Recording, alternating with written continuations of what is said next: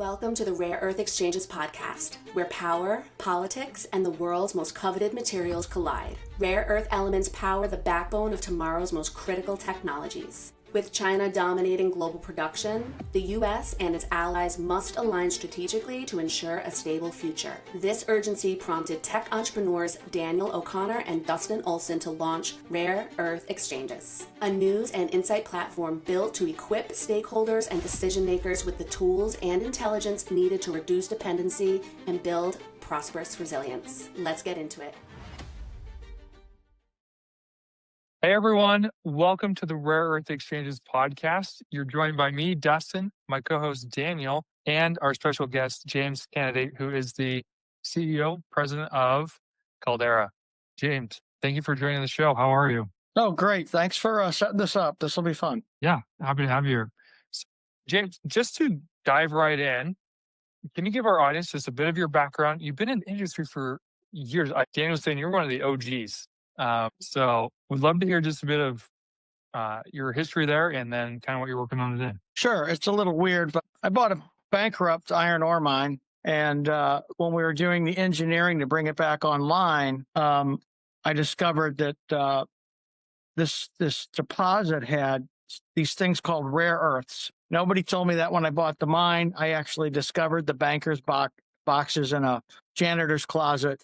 So I had engineers from the U.S., Canada, Brazil, and Australia working in the offices. And I kept bringing up this rare earth stuff, and they're like, nobody cares about that. It's nothing. Don't worry about it. So while they were busy doing their work, I'd sit in the engineering room and pour through this banker boxes. And I'm not exaggerating it. It took me about 90 days to figure the whole thing out. So this is like 2007, 2008. So the original Molycorp's bankrupt and gone. So I find it pretty alarming. So I write a letter to my congressman and my senator, my federal congressman and senator, and I lay out the details for them. And I say, hey, listen, I don't know if you or the Pentagon is aware of this, but these things called critical materials are rare earths. They're used in all these technologies, and they're ubiquitous across the defense industry. At this moment in time, the United States doesn't have any capabilities. We do not mine. We do not concentrate. We do not refine. We have no metal, alloy, or magnet capacity whatsoever. We're totally naked, and China controls all of this from top to bottom. So both my congressman and my senator set up meetings. One is with the DLA, which is the Strategic Reserve. The other meeting is with the top Pentagon expert on rare earths. And I'll just focus on what happened in the Pentagon. I put together this little PowerPoint slideshow sitting at the airport in front of my terminal. And I get there and I go through the slides. And this is the top guy. And he goes, wow, very, very interesting. Yeah, it looks like you have a pretty good solution there. And I had a solution, here's the problem, here's how you fix it. And so I said, well, yeah, that's great. But, look, I'm just a citizen here, showing concern and whatever. I mean, you actually have experts working on this, right? And he said, what do you mean? I said, well, this is a national security issue, clearly. And so you have to have somebody assigned to this, or at least some other people in the private sector are working on this. And he said, no, we don't. And I said, well, how do you expect to solve national security issues like this? And he goes, this is exactly what he said. Well, you're here, aren't you? That was the most shocking thing. I was floored because, I realized that, one of the largest buildings in the world with God knows how many employees in it, the Pentagon, it has, its original mission statement was procurement and logistics, right? Somebody else start the war, we'll keep it going. And they fail. Clearly, they're a fail on both accounts. And so, after that, I was kind of surprised. So I corresponded with my congressional representatives a little bit more. Then I started dabbling in it a little bit. And there was nobody in the space, right? So I end up writing some papers. I end up going to the SME, which is, the largest mining and minerals conference in the world. And I end up, at first I did like a poster session, like a student. I was standing in front of a poster. Sorry, this is crazy. Standing in front of my poster, and it's displaying this whole crisis and it's very focused on defense. And I'm like, this is a national security issue. A lot of people came up, looked at the poster. The one guy who engaged with me was Chinese, ethnically Chinese, and I strongly suspect a Chinese national. And he says to me, "This is a very good poster." He said, "So, who is sponsoring you to present this information?" And I said, "No one. No one is sponsoring you to display that poster." I said, "No." So interestingly, a Chinese person who I strongly suspect was a Chinese national was the only person to really engage me on the poster. And the entire, his what he wanted to learn was who was behind that, right? So it's very, very strange. So needless to say, as we work towards developing the mine, I do more and more work on the rare earth side. And, I start having other meetings with the Pentagon and people on the House and Senate Armed Services Committee and, talking to 3 different administrations. And I just repeatedly would say to them, look, here's the crisis. The crisis isn't so much that we're not mining this stuff. It's that we don't have any downstream capabilities. And they'd say, what do you mean it's not a mining issue? And I would point out that at the time, the United States still had a reasonably healthy heavy mineral sands industry. And the heavy mineral sands industry would always kick off, monazites that were heavy, but that had a large percentage of heavy rare earths. And I would say to them, look, all of the heavy rare earth production associated with monazites was shut down because of this 1980 NRC IAEA regulation. Fix that, and America could start producing byproduct rare earths from what is currently mining waste. Nobody cared. I actually worked with some folks, and we produced what became a piece of legislation, a bill that was introduced in the House and in the United States Senate twice, and was offered up as an amendment to the NDAA at least twice. And basically, that's what it said. It said, look, here's how we solve the nuclear source material issues related to rare earths. And here's a way to responsibly address the thorium issue. I don't know if you've seen that video, but that was we got like over 1 million hits on that, or 1 million views. And my buddy was like, "Hey, we're as cool as Justin Bieber." I'm like, "Yeah, we're real people." Anyway, thorium problem is a good video to see, but all of this goes back to a thorium issue. There is a high correlation between primary rare earth deposits, heavy rare earths, and thorium. So, Jim, could I interject just for a second? Sure. I know this gets super complicated. I'm sorry. No, that's okay. Before we get into some of the more technical details, and it's good, the audience will appreciate it. At a high level, back 2007, 8, 9, you were trying to get attention to this issue, and they really didn't have anyone. They said, "You're it." We've seen reports around 2012 from Congress identifying this problem. From your opinion, again, you're one of the more seasoned veterans of the rare earth space in the United States. Why was there this aloofness, or just bliss, or a lack of any care or curiosity? What was behind that? So this is a very academic thing. The Pentagon, as we had president after president squeeze the Pentagon to reduce costs in the Pentagon was essentially forced to take a free market, just-in-time inventory posture. Now, I met with Cornell Holder, who was the head of the DLA, and we had this discussion in front of a room full of 150 people. And he said, "You are absolutely right. That's exactly what happened at the Pentagon." At one point, and I think it's 1989, I have all this in papers, the Pentagon sold its entire rare earth stockpile, and then it essentially got the Department of Energy to also sell its entire rare earth stockpile. And all of this goes back to this, Milton Friedman, free market, just-in-time inventory mentality. And, that's great if you're Toyota or you're you're a Ford Motor Company. But if you're the Defense Department, that is not how you operate, especially if another country's controlling all the critical materials that go into the long tail procurement process for your weapon systems. So, that is in fact exactly what happens. And I think a lot of people have a hard time grasping that. But this is the problem. The next thing that happened is two companies, specifically Molycorp 2. Molycorp 1 was Chevron, good company, sold lanthanum as a petroleum catalyst, sold some cerium as a catalyst.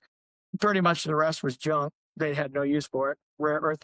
The NdFeB magnet hadn't been invented yet, so that was their entire business model. Molycorp 1 goes out of business, and it goes out of business mostly because of environmental pressure from the state of California and declining profits as China enters the market.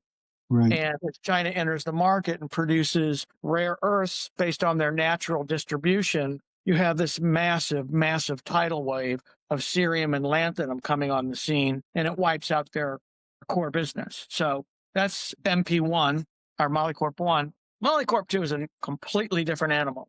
Molycorp 2, its entire business strategy was 3 letters, IPO. Essentially, they were going to launch. That was it. And everybody else would take it on the chin. It was a really good story. They could legitimately say we were the largest rare earth mine in the world. It's true, but 83% of the production at MP was lanthanum and cerium. And if it was 1980, that's a great business model. But come 2010, it's a horrible business model. And so I went into the Pentagon, and this is first time I was there, 2009. I told you that story. Next time I went was 2010, and I had IPO documents, and I brought them in, and I showed the Pentagon experts. I said, look, the geochemistry of MP is incompatible with U.S. and economic and national security needs. It doesn't match up. It's not a fit. And I said, look, you can look at these documents they've produced associated with their IPO. And I showed them that over 80% of the revenues that they were projecting came from either markets that did not exist or capabilities they didn't have. Now you're saying, Jim, how can that be true? Well, if you can remember all the way back to when that IPO and that company launched, one of their biggest products was a water treatment product that made up a huge proportion of the revenues that never happened. I'm trying to so I can't remember the name of it, but basically that was a product, that was a market that didn't exist. And then capabilities they didn't have, they were talking about downstream metals, alloys, and magnets, but the magnets that people needed were high temperature, high operating temperature, heavy rare earth magnets, and they did not have any terbium, dysprosium, or holmium, so they couldn't make a high temperature magnet, right? A lot of novelty magnets, right, for toys and novelty items, but they couldn't make any high temperature magnets. And I pointed this out to the Pentagon, and I'm like literally verbatim, line by line, going through the entire technical document, showing that, this whole thing is a mirage. Well, they have, high profile investment bankers behind them, and they've got a bunch of, investment companies like Pegasus and Resource Capital and Morgan Stanley. So they believed them and not me. And I continually harped on them. I'm like, look, there's a rare earth problem, there's a heavy rare earth problem, there's a downstream refining problem, and then refining, concentration refining and separation. And then, of course, all of the deficits we have from metals, alloys, all the way to magnets. They just didn't respond. They would say, Molycorp has a mine to magnet strategy. And I'm like, that's a slogan. That's a slogan, but nothing more. Well, I have to sorry to interrupt you, Jim, but it's a pretty rich slogan nowadays. There's a lot of money flowing around. So just that's what they want to hear, right? Look, you work in the Pentagon. They tell you you never took chemistry. You no physics background. They tell you there's a national security issue for critical materials, figure it out. And the first guy that, that you tells you how it's so easy to fix, maybe you guys have a couple beers, who knows, but you want to believe him, right? You want an easy solution. You don't want to go back to your boss and go, oh man, this is really bad. There's deficits in heavy rare earths. There's a thorium problem. Nobody's got any capabilities to manage thorium and other. No. If somebody comes in and goes, it's easy, man. Look, it says right here on our IPO document, mine to magnet, done. And I think, that's a big part of the problem. I think if the Department of Energy was a lead on this, they do a better job. The Defense Department I'm not saying the Department of Energy, we all know they have their own issues, but I don't think the Department of Defense should have been in charge of this. So Jim, and again, being mindful of time, I want to really ensure first of all, this is very valuable history that you bring, firsthand experience. Today, you've got in Missouri an asset. You have a mine, heavy rare earths. We have a heavy rare earth problem. Okay, even the Department of Defense, which has 15% ownership of MP now, is currently looking for heavy rare earths all over the world. Tell the world about the asset that you have right here in America, right in the heartland of the United States, right in the middle in Missouri. So this is so much. Let me just say this about us. We have a permitted mine. We have proven resource. We have a 43101 equivalent that's completed. Our SK 1300 will be done by the end of this month. We have all of the long lead time equipment selected. We have a separation technology partner that is providing performance guarantees. This is a national lab. It's a national lab of Canada. Technically, it's the Canadian government's providing performance guarantees. Why do we believe them? Because they spent at least 12 years trying to solve the separation problem, and they did it in a very pragmatic way. They hired a bunch of Chinese people doing it in China, brought them to Canada, and they spent 12 years using Chinese talent to build a Canadian system, and the Canadian system works. Sure, it's old-fashioned solvent extraction technology with all of the capital and inventory issues, but it's good. We have some other things in our pocket I can't really talk about, but let's just say this: from an investment banking standpoint, we can prove we have permits to operate, and we have proven resource all the way through to proven separation. And let me go over the numbers. In our phase 1, we can produce about 325 tons a year of terbium, dysprosium, and holmium.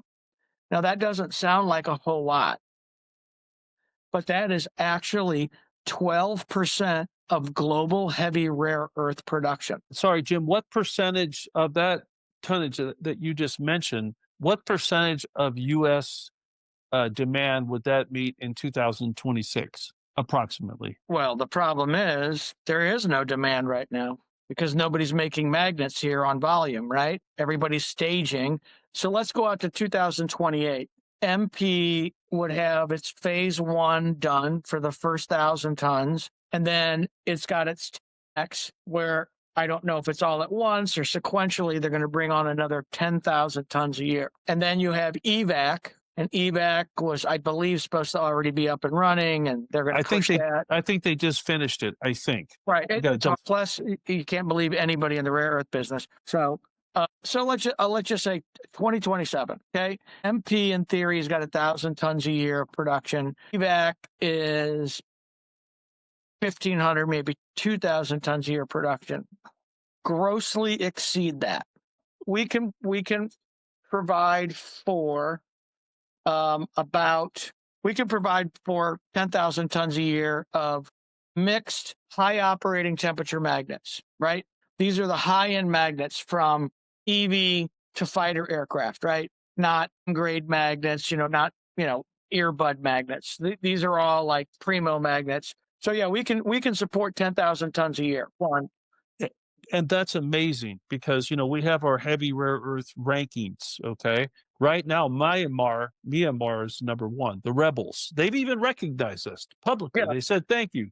Thank you for ranking us. I've been told don't go over there and accept the award, though. Oh, yeah. Bad idea. So that's a whole nother funny thing. But yeah, for sure, we can support about 10,000 tons a year in phase one. In phase two, we can support all of, we can support, let me think this through, probably about 15,000 tons. And in phase three, we would be producing almost 800 tons a year. And, that's easily, it's well over 20,000 tons a year. So we could supply, let's call it 100% of the probable NdFeB magnet production coming online ex-China.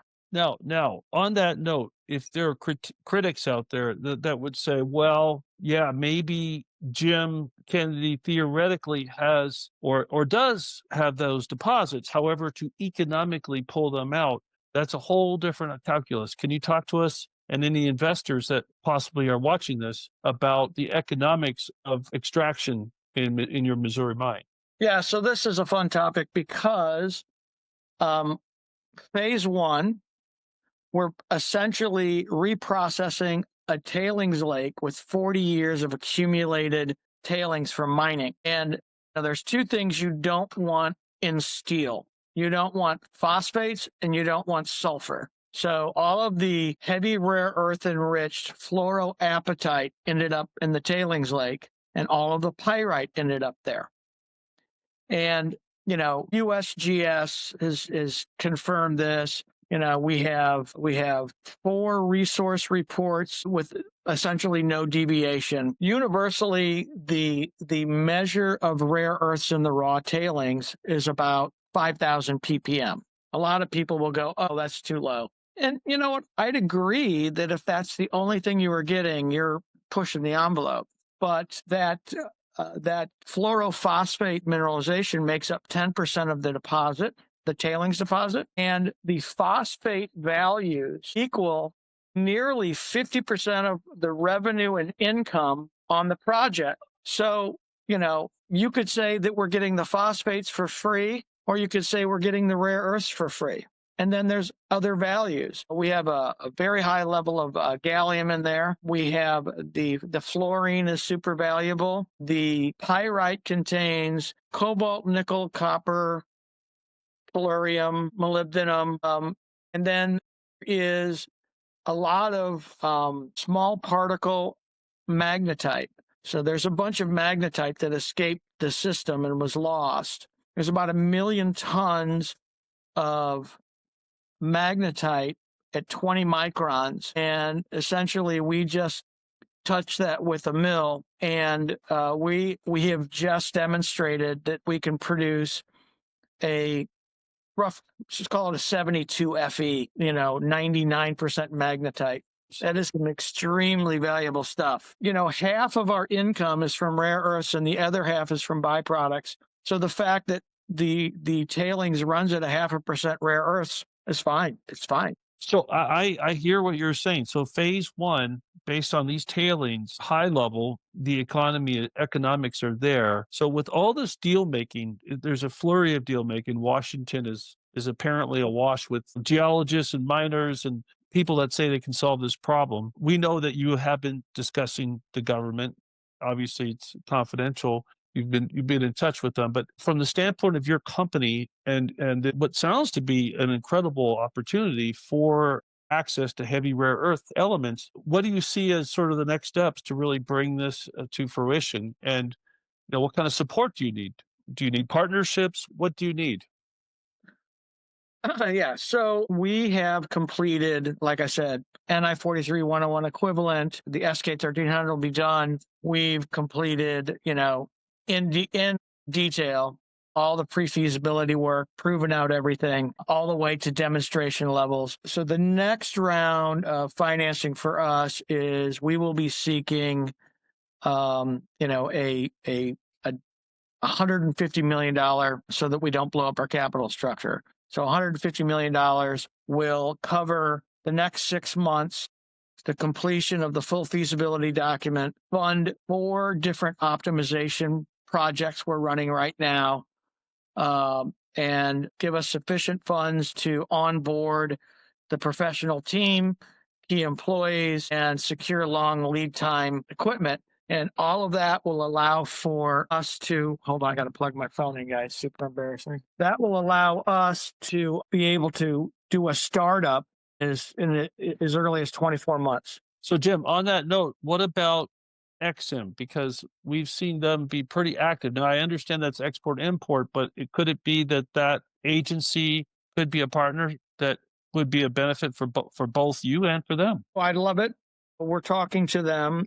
The best partner, the most rational partner for us would be the Defense Department, or I guess it's the Department of War. But the Department of War, there's something called the Office of Strategic Capital. And the Office of Strategic Capital literally has a mandate that would allow it to come in and provide funding at this level. We would like that to happen. We also have a strategy for securing that $150 million, which we're going to roll out in the next couple of weeks. I don't think we're going to have a problem getting the $150 million, and I don't think it's going to take very long. You know, as I said before, at 325 tons a year of TBDY-HO, it's 12% of global heavy rare earth demand for for high temperature magnets. It is over 90% of non-Chinese TBDY-HO globally, right? If the separation happens in China, it's out. The total maximum theoretical, by the way, a lot of these guys aren't even making it yet. They're just saying they can. We account for what would theoretically be production at, Linus. Linus can produce some. Linus can produce relative to the other guys a lot, but in the big scheme of things, not very much at all. And then Energy Fuels, who's very real, but Energy Fuels has a serious problem securing enough monazite, domestic monazite. And then there's other companies that also claim they can separate the heavy rare earths like Elements, and then some refiners. But we went through the whole list and we rounded up and we're like, total global available, like in the future, now and in the future, is like 25 tons a year. And most of that is pre-allocated. Right? Linus would be the big producer, and I'm pretty sure they have obligations to long-term relationships. So, if you're building a high-temperature NdFeB magnet economy outside of China, like a China-free rare earth magnet platform, there is not enough TBDY-HO to go around. Without us, there's no game. Jim, what about a large defense contractor? Because we've heard and we've had people speak with us off record that specific companies have challenges with their supply chains more than even the auto company. The auto companies are more dialed in and a little more efficient than the defense companies. And they have that rule, Jim, don't forget, January 1st, 2027, all of their product should be coming not from China. So that's aside if we'll be able to adhere to that. But it just seems like a no-brainer to me that obviously, due diligence, everything else, it checks out that maybe even a big defense contractor could work with you. Does that make sense, or is that not reasonable? So you use this term no-brainer. I think it's a literal term when you're talking to people in Washington, D.C. There's literally just no brains there. Well, we are trying to have adult conversations, but they're really not happening because the overcommitment by career politicians, by career folks in the Pentagon, by folks driving investment decisions for the past and current White House, all that legacy attention has gone into just 2 companies, Linus and MP. Yeah. MP has 0 realistic heavy rare earth production capabilities, and Linus has a very, very small amount. They like to talk about future developments coming online so that they can make it look like it's, all the larger quantities of heavy rare earths are 5 or 7 years out. Jim, and I think this is an important topic because MP just came out with their quarterly statement, and they got $150 million tranche to develop their heavy rare earth separation. So that project started. No, let's, let's give them a break. I mean, these guys are, they're doing a lot. We got to give them some credit here. So, they've secured huge deals. Okay. We're very supportive of them. I mean, we're going to be critical of everybody. Okay. Ourselves, you, it doesn't matter. But, realistically, how far away is their heavy rare earth separation facility at Mountain Pass? How far away are they? For MP to claim that they can produce heavy rare earths, the first thing they do is they move the marker over to gadolinium, right? And they include gadolinium as a heavy. Otherwise, there's nothing to talk about. There's been, I believe, 70 years of assay work on that deposit. Very consistent, no changes whatsoever. Terbium, dysprosium, holmium, and all the other heavy rare earths, lanthanides, all the heavy lanthanides, are at trace levels. Okay, Jim, they've committed in writing that this facility, they're targeting commissioning mid-2026, 200 NT metric tons a year, dysprosium, terbium. I mean, it's there. It's impossible. It's impossible. That's just 12 months. No, hold on. Mid-2026. That's 6 months away, Jim. I'm just going to tell you that, numbers, if used appropriately, do not lie. So the total maximum theoretical assay values for terbium and dysprosium is 16 parts per million, right? But that's using the high side. That's like saying that I get heads every time I flip a coin. That's very unrealistic. More realistic is that the terbium, dysprosium, and holmium average at, let's say, 8 or 9 or 10 parts per million. So if you run their normal production rate and you multiply it all out, there's no way that they can produce over with normal recoveries. They couldn't produce 1 ton a year. Just math. Work it out right now. It's 1 ton a year because their production rate is 1 million tons a year and it runs at 8% rare earths. So you have 80,000 tons of REE, right? And then you concentrate all that. But no matter what happens, starting from the raw ore all the way through, this maximum 16 parts per million is immutable. It doesn't. I get it. The math is off. I'm going to go back and study their their report again. We're analyzing it.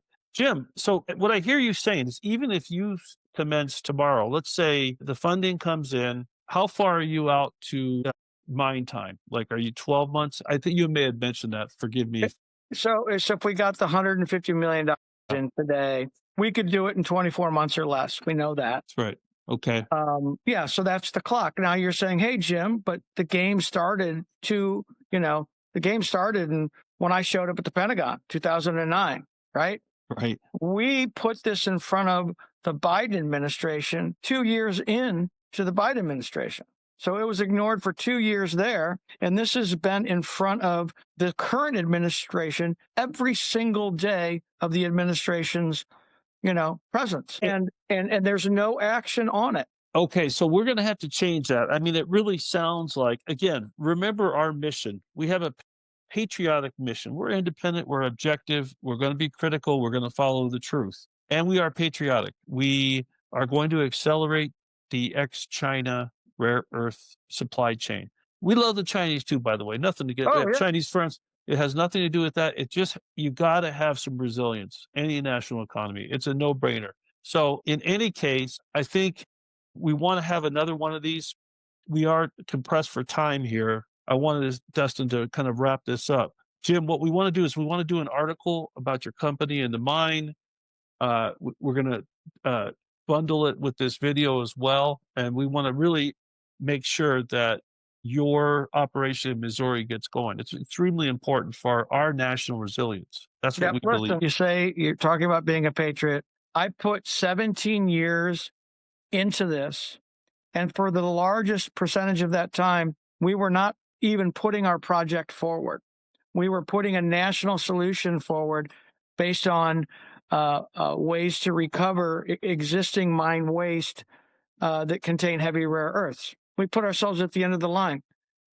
Yeah, so I am committed to getting this done. And the obstacles we face are purely political. They're charged with self-interest. They're charged with ignorance. They're charged with fear of being proven, fear of people realizing you had made a mistake. I mean, so look, we want to get this done. We'll do whatever it takes to get it done. And nobody can stop us because there is no other geopolitically significant source of permitted heavy rare earths outside of China's control. Just doesn't exist. On that note, Jim, Dustin, first of all, Jim, we want to thank you so much for taking the time. As I mentioned, we're going to continue to write about you. We're trying to put together a fund ourselves, an ETF fund that would be a managed fund. So we're working with bankers and financiers, and that's a whole nother shark infested water that we're having to deal with. But we're with you. We're behind you. I wanted to thank you very much for taking the time. Dustin, any last minute comments? Nope. Honestly, this was a very insightful conversation. And James, your history is fascinating. I just really My enjoyed. wife would not agree with you, but sure. I enjoyed the stories. Very taxing. I have no doubt. I'm sure it's been met with its own ups and downs for sure. But it's been fascinating to listen to. And hopefully we have you again on the show to continue the story. But with that, for those who have been listening, if you like this episode, please give it a thumbs up wherever you listen to this podcast. And we will catch you guys in the next episode. All right. Thank you. Thank you.